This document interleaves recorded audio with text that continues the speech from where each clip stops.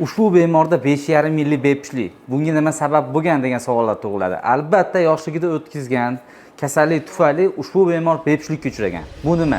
Ota-onalarga doim murojaat qilaman. Yoshligida moyaklar yorug' xaltasida emasmi? Bu ertaga bepushtlikka olib borish mumkin deyman. Ushbu bemorda 18 oylikgacha operatsiya o'tkazilmagan va moyaklar rivojlanishdan ortda qolgan.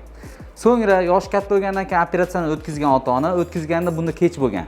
Lekin hozir biz ushbu jarrohlik amaliyotida juda ham yaxshi va zo'r spermatozoidlar topdik.